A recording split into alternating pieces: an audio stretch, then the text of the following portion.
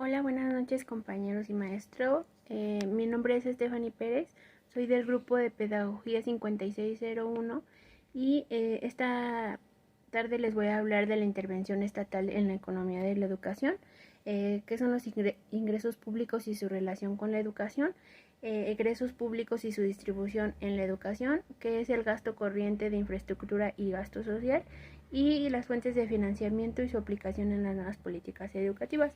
Principalmente el papel del gobierno en la aplicación de las políticas educativas y de inversión se convierte en algo fundamental para el progreso en estos tiempos donde la tecnología, la innovación y el desarrollo han creado oportunidades de investigación, tanto como económicas y de crecimiento acelerado de las industrias.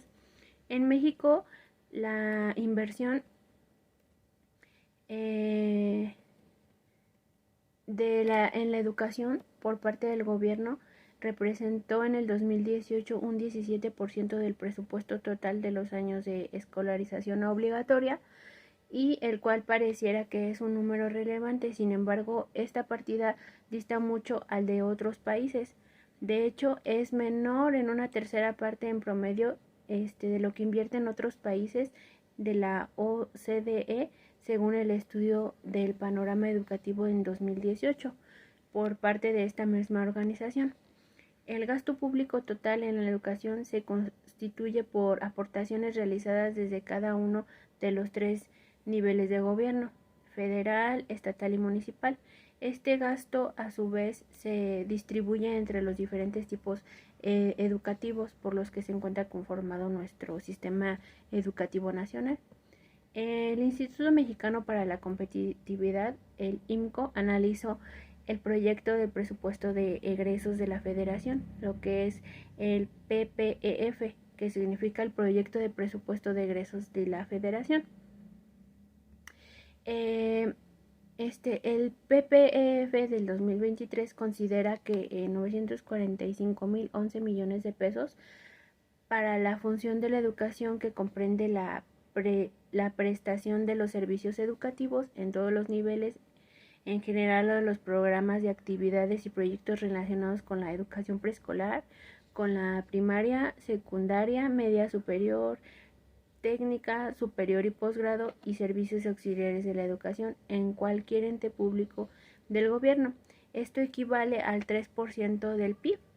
Estimado para 2023 en los criterios generales de la política económica, en comparación con la PEF del 2022, que significa presupuesto de egresos de la Federación. Ese monto es del 6.5% mayor en términos reales. Entonces, los recursos para la SEP, en el ramo 11 se tiene contemplados 402.277 millones de pesos. Esto es un aumento del 6.9% en términos reales respecto a lo aprobado en el PEF, que ya les expliqué qué es. La SEP es la segunda secretaría con mayor presupuesto asignado conforme al proyecto presentado. Los recursos asignados por el nivel educativo para la SEP, de acuerdo con la PPEF, se asignan dentro de la SEP los recursos para los diferentes niveles educativos. En comparación con el PEF del 2022, el nivel educativo con mayor incremento de los recursos es el de la educación básica, con un 22% en términos reales. Invertir en la educación es invertir en el talento de un país, porque nos permite a las personas desarrollar capacidades con las que podremos acceder a mejores empleos, así contribuyendo a la reducción de la desigualdad. En el PPEF destacan los aumentos en los programas como La Escuela es Nuestra, con un 87.7%, con el 87.7% de universidades para el bienestar de Benito Juárez, el 39.6%, y las becas para el bienestar en educación media superior, el 5.5%, así como una inversión de 398 millones de pesos para la compra del mobiliario de equipos de cómputo e infraestructura. Con base en su clasificación económica, el gasto programable del sector público se divide en el gasto corriente y de su gasto capital. Bueno, el gasto corriente. El gasto corriente se refiere a la adquisición de bienes y servicios que realiza el sector público durante el ejercicio fiscal sin incrementar el patrimonio federal. Este tipo de gasto incluye lo necesario para que las instituciones del gobierno proporcionen servicios públicos de salud, de educación, energía eléctrica, agua potable y alcantarillado, entre otros, así como para cubrir el pago de las pensiones, los subsidios destinados al elevar el bienestar de la población de menores ingresos. Se incluyen también los subsidios para los programas de desarrollo rural y la compra de medicamentos y las remuneraciones a maestros, médicos, enfermeras, policías y personal militar. El gasto del capital se refiere a las erogaciones que incrementan el patrimonio público e incluye el gasto de la inversión que realizan las dependencias y entidades de la administración pública federal. Es importante señalar que esta distinción entre el gasto corriente y el capital es muy útil para efectos contables, pero no refleja con precisión el impacto que tiene cada tipo de gasto sobre la economía y las personas. Por ejemplo, si bien es cierto que el gasto corriente no incrementa el patrimonio público federal, la mayor parte de dichas acciones, particularmente las destinadas para la educación y para la salud, son fundamentales para incrementar el capital humano de la población.